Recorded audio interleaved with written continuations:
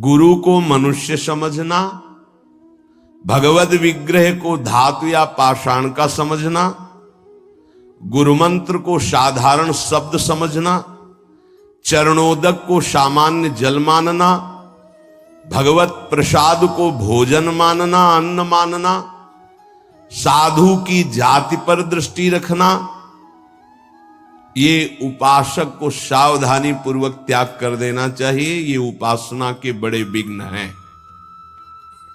यदि ऐसा भाव बना रहेगा तो उपासना सिद्ध नहीं होगी। कभी कभी चूक हो जाती है। उपासक गुरु को कभी मनुष्य न समझे, भगवद विग्रह को कभी धातु का न देखे कि पत्थर की मूर्ति है कि अष्ट धातु की है कि ये काहे, ऐसा कभी प्रश्न न करे। दो प्रकार से प्राण प्रतिष्ठा होती है, एक होती मंत्रों के द्वारा और एक होती भाव के द्वारा। निरंतर जो मंत्राकार वृत्ति की हुई भजन में डूबे हुए महापुरुष जब तदात्म वृत्ति से श्री विग्रह की तरफ देख ले, उसी समय हलचल पैदा हो जाएगी। प्राण प्रतिष्ठा हो गई, छाती से लगा लिया, प्राण प्रतिष्ठा हो गई। जब हम अपने प्रभु को अपने प्रभु की भावना से प्यार से देखते हैं तो वही प्रकट हो जाते हैं। जैसे खंभा फोड़कर नरसिंह भगवान प्रकट हो गए प्रहलाद जी के लिए, भाव से देखा नामदेव जी ने तो कुत्ते से भगवान प्रकट हो गए, भाव से देखा भूत से भगवान प्रकट हो गए। तो फिर श्री विग्रह में भगवान नहीं प्रकट हो जाएंगे जब भक्त भाव से देखेगा। और भाव ना हो तो भगवान में भी भगवान नहीं दिखते। दुर्योधन को कहां दिखते थे? दुर्योधन दुशासन इनको नहीं दिखते थे, भगवान में भी भगवान नहीं दिखते। प्रसाद में अन्न या फल दृष्टि नहीं रखी जाती, सिर्फ प्रसाद। और वैष्णव पद्धति है, प्रसाद का किनका मुख में अगर डाल लिया जाए तो कोई भी व्रत भंग नहीं होता, चाहे निर्जला ही क्यों न हो। भगवत प्रसाद में ये भाव नहीं रखा जाता कि ये अन्न है या अमुक वस्तु है, नहीं। प्रसाद में यदि भोजन अन्न वस्तु, आज अन्न है तो कल प्रसाद कैसे हो जाएगा? प्रसाद तो सिर्फ प्रसाद है और उसका किनका डालने से हर व्रत की पूर्णता होती है। चरणामृत, जैसे जो लोग नहीं जानते, वो जब बटता है तो बोले थोड़ा जल हमको भी दे दीजिए। जल नहीं है, चरणामृत है। चरणामृत को जल समझना, प्रभु के सामने जाकर के पूछना, ये मूर्ति काहे की है? पत्थर की है, संगमरमर की है, ये धातु की है, बड़ा अपराध कर रहे हो। ऐसा कभी प्रभु के श्री विग्रह के सामने नहीं। ये संत किस जाति के हैं? ऐसा कभी नहीं। गुरुदेव साक्षात परब्रह्म तस्मै श्री गुरुवे, ऐसा भाव कहां हो पाता है? परब्रह्म परमात्मा भाव गुरुदेव पर हो पाना है तो बड़ी मुश्किल की बात है। साधु भाव ही हो जाए बहुत बड़ी बात है कि ये संत है। पूर्ण मनुष्य बुद्धि बनी रहती है। इसीलिए हमको अपने गुरुदेव में आराध्य देव नहीं दिखाते, नहीं तो गुरुदेव अपने स्वरूप को ही तो दिखाने के लिए विराजमान है। गुरु को मनुष्य मानना, प्रायः मनुष्य ही मानते हैं। कहने को तो सामने जाके बोलेंगे गुरुर् ब्रह्मा गुरुर् विष्णु गुरुर्देव महेश्वरः गुरु साक्षात परब्रह्म तस्मै श्री गुरुवे नमः। विचार करो, इसमें से एक भी माना है तुमने? गुरु को ब्रह्मा माना है या हरि माना है या शिव माना है या साक्षात परब्रह्म माना है? बड़ा मुश्किल है। केवल कह देना अलग, बोले होना भी तो चाहिए साक्षात परब्रह्म। केवल बातों से कोई परब्रह्म थोड़ी हो जाता है। तो पाषाण में परब्रह्म था क्या? वो तो अव्यक्त था, तुम्हारे भाव से व्यक्त हुआ ना। तुमने परब्रह्म की भावना की तो मुस्कुराता हुआ ब्रह्म प्रकट हो गया। तो गुरुदेव तो चैतन्य ब्रह्म है।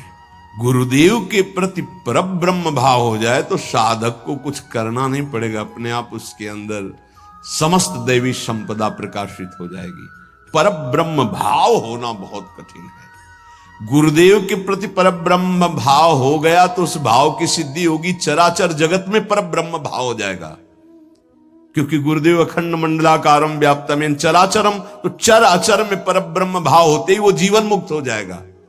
बहुत कठिन बात है। इसलिए उपासक इस भाव को सिद्ध करे। गुरुदेव साक्षात परब्रह्म, भगवद विग्रह साक्षात मेरे इष्ट देव, चरणोदक अहो भाग्य जो हमें चरणामृत पीने को मिल रहा है, कोई जल नहीं, और गुरुदेव का मंत्र, ये कोई शब्द नहीं है, साक्षात इष्ट देव मिल गए, मुझे मंत्र मिल गया तो।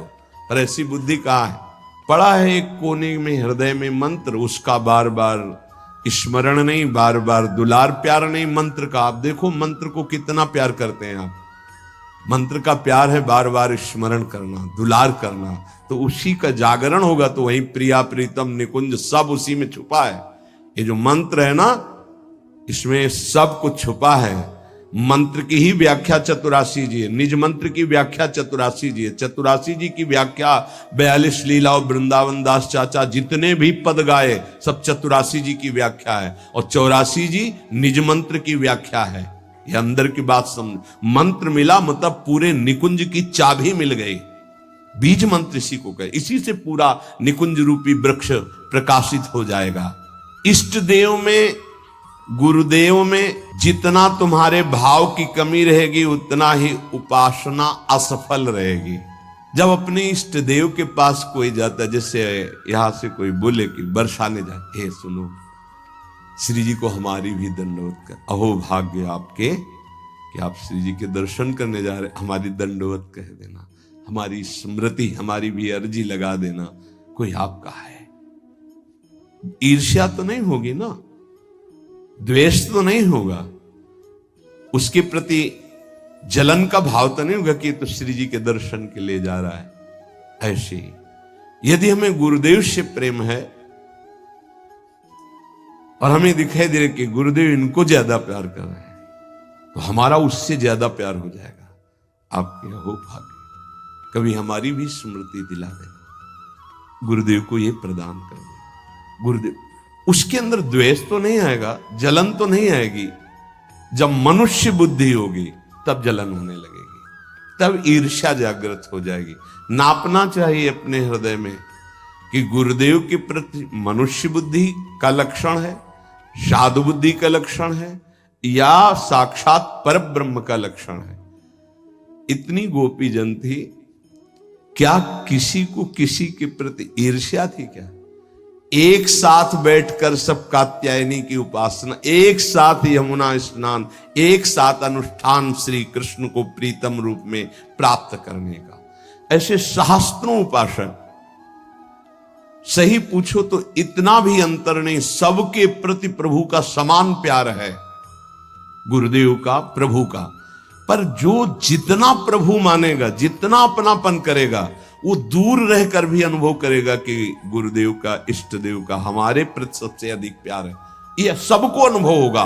यदि आप पवित्र हृदय से, भगवत भाव से, तो आपको यह अनुभव होगा कि देखो, देखें या ना देखें, बोले या ना बोले, मिले या ना मिले, मेरा हृदय कहता है कि गुरुदेव, इष्ट देव सबसे ज्यादा मुझे प्यार करते हैं। ये भगवत भाव में रहता है। इष्ट देव और गुरुदेव की परिपूर्णता के भाव में जितनी कमी रहेगी, उपासना उतनी कच्ची रहेगी।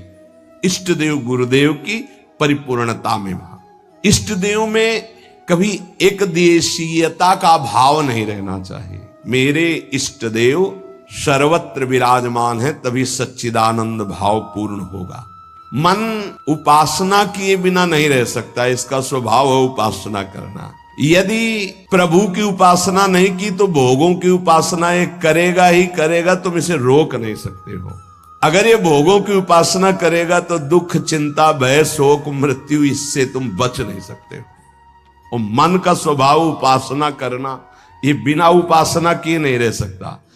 यदि प्रभु की उपासना नहीं की तो विषय की उपासना करेगा, इसलिए बचाओ इसको विषय उपासना से और प्रभु की तरफ लगा दो। तो बोले, ये जानते हुए कि ये विषय उपासना पाप कराएगी, फिर भी हम इसे क्यों नहीं रोक पाते? तो श्री भगवान कह रहे हैं कि तुम्हारा ज्ञान 3 तरह से ढक गया। पहला, अग्नि में जैसे धुआं पर अग्नि है, अर्थात ज्ञान है, पर धुआं हट जाए तो सही ज्ञान दिखाई दे, ऐसे पहली स्थिति उपासक की विषय उपासना की तरफ, काम वासना की तरफ जब होती है, उस समय एकदम वो ज्ञान जागृत करने के लिए सत्संग आदि का सहयोग तो बच जाएगा। नहीं, दूसरी आती दर्पण में मल की तरह, अब उसमें बड़ा प्रयास करने पर। तीसरी आती है जेर में ढका हुआ गर्भ, अब उसमें समझ में ही नहीं आता कि क्या ठीक है क्या नहीं ठीक है, जो वासना आई वैसी क्रिया हो गई। आवृतम ज्ञान में तेनो ज्ञानिनो नित्य वैरिणा काम रूपेण कौन्तेय दुष्पूरेणानलेन च। हे कुंती नंदन, ये काम अग्नि है, ये कभी तृप्त होने वाला नहीं है। जैसे अग्नि में धीरे धीरे घी डालो तो भड़केगी, वो शांत नहीं होगी। ये ज्ञानियों का बहुत बड़ा दुश्मन है, तो अज्ञानियों का मित्र है। काम से ही तो सुख का अनुभव करते हैं। संसार में शास्त्रों की संख्या में केवल काम सुख के लिए ही सारा चिंतन है। देख लो, हमें पढ़ना लिखना है, खूब रुपया कमाना है, अपनी कामनाओं की पूर्ति करनी। काम का सीधा तात्पर्य केवल एक ही इंद्रिय से नहीं, सर्वेंद्रियों के भोग से है। अगर ये दुश्मन है तो किनका है? जो इस संसार रूपी महान दुखालय से मुक्त होना चाहते हैं। वैसे है तो दुश्मन उनका भी, क्योंकि दुख शोक चिंता भय पाप आचरण कराता है, पर वो मित्र मानते हैं, इसी से वो सुखी होना चाहते हैं। ज्ञानिनो नित्य बैरिणा, ज्ञानियों का ये दुश्मन है। तो कोई ऐसा न समझ ले कि ज्ञानियों को भी काम परास्त करता है क्या। तो यहां ज्ञानी शब्द शास्त्र ज्ञानी से, ब्रह्मबोध से नहीं है। ब्रह्मबोध संपन्न महापुरुष के हृदय में नहीं स्वात्मा रामम विषय मृग तृष्णाम भ्रमयति, भ्रम पैदा ही नहीं कर सकती माया। जहां आता है जो ज्ञानिन कर चिता परई बरियाई विमोह बस करई, वो शास्त्र ज्ञानी ब्रह्मबोध संपन्न महापुरुष नहीं, वहां गुंजाइश ही नहीं है। जैसे भगवत प्रेमी महात्मा नहीं, अभी वैदिक भक्ति गौड़ी भक्ति तक हो सकता है, लेकिन अनुराग, जहां अनुरागात्मिका भक्ति जागृत हुई, प्रेम लक्षणा भक्ति, वहां प्रवेश नहीं किसी विकार का। ऐसे ही शास्त्र ज्ञान साधना तक हो सकता है काम का प्रभाव, लेकिन ब्रह्मबोध संपन्न महापुरुष के हृदय में नहीं। ऊसर बरसई तृण नहीं जामा, संत हृदय जिम उपज न कामा। भगवान कह रहे हैं दुष्पूरेणानलेन च, ये कभी पूर्णता नहीं होती काम में। अग्नि में घी की आहुति सुहाती सुहाती डाली जाए तो कभी वो बुझेगी नहीं, बढ़ती चली जाएगी। ऐसे ही कुछ लोग सिद्धांत कहते हैं भोग से योग। भाई शास्त्र तो आज्ञा नहीं करता ऐसा। न जातु कामः कामानाम उपभोगेन साम्यति हविषा कृष्ण वर्तमेव भूय एवाभिवर्धते। कभी काम भोग से कामनाओं की शांति नहीं होती और बढ़ती है जैसे आग में घी डालने से। कलयुग है, बड़े सिद्धांत चलेंगे। कलयुग में शास्त्र विरुद्ध आचरणों की बाढ़ आ जाएगी। शास्त्र सम्मत चलो, परिपक्व अवस्था आएगी तो सिद्ध हो जाओगे। सिद्धों का नाटक न करे, नहीं तो माया जब अपना नाटक खड़े करेगी तो आप टिक नहीं पाओगे। और जो सिद्ध हैं उनके आगे से लजाकर भाग जाती माया, अपना कोई प्रभाव नहीं दिखा पाती। नाटक मत करो, ईश्वर की माया बड़ी प्रबल है, डरते रहो। जब परिपक्व अवस्था आ जाएगी तो भ्रम ही खत्म हो जाएगा। आजकल नए नए सिद्धांत बनाए जाते, नई नई बातें प्रकट की जाती हैं। ये समझ में नहीं आता कि शास्त्र सम्मत आचरण करने वाला महापुरुष ही सिद्ध होता है, शास्त्र विरुद्ध आचरण करने वाला नहीं। जिस समय माया ये देखेगी कि तुम मायापति के भी ऊपर सिद्ध हो गए हो, फिर वो जब प्रश्नवाचक चिन्ह खड़ा करेगी तो फिर नहीं निकल पाओगे।